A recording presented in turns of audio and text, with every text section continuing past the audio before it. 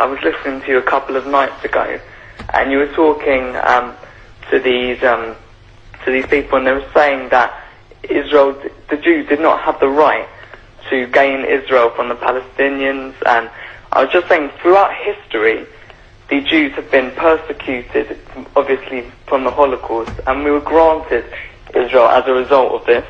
And I feel that granted by whom? We were granted from Britain and other countries granted us that. Well, what right did Britain have to grant you somebody else's country? Well, it's due because we lost 6 million people. No. I'm not arguing about that. I'm going to come on to that.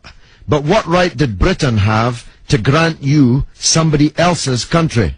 We had the right because we lost 6 million people and we did not have a home. Well, yeah, I'm going to ask you for a third time. What right did Britain have to grant you somebody else's country?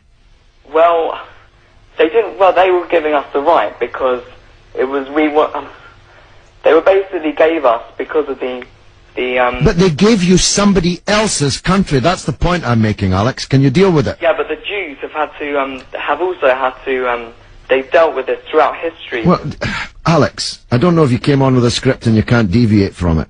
Can you please answer that point? And we'll come to the Holocaust and who was responsible for it and who should have paid and what they should have paid for it. But given that you've said Britain granted you, and you're presumably saying you because you're Jewish, somebody else's country, I'm asking you, what right did Britain have to grant you somebody else's country? Britain, you could say they didn't have a right, but they came in and dealt with us and with the Jews having lost all these lives, and they basically granted us this land. Okay. Well, I see I'm getting nowhere on this, Alex, so let me deal with your overarching point. Maybe you're just not equipped to deal with the principal point that I have made.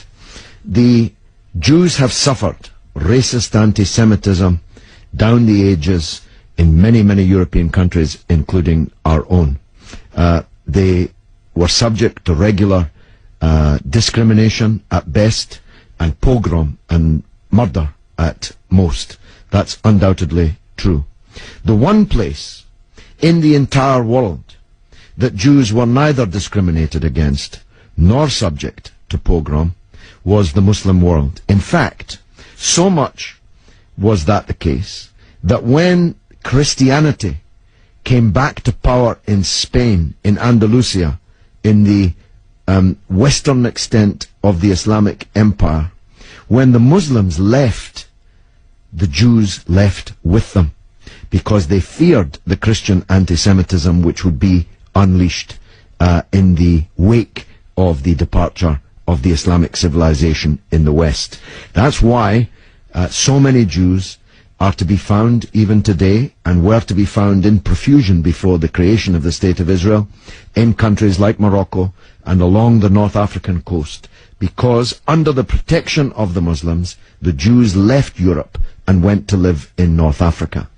The Palestine that was wiped off the map when Britain granted you somebody else's country had Jews living side by side with Christians and Muslims for century upon century without the slightest trace of discrimination or violence or pogrom. So, what's happened is that Christian anti-Semitism in Europe, which massacred 6 million Jews in the greatest crime in human history, was paid for not by the Christian countries of Europe that either practiced or turned a blind eye to that anti-Semitism, but was paid by the very people who were completely innocent of that Holocaust, who had never persecuted the Jews, who had never pogromed the Jews.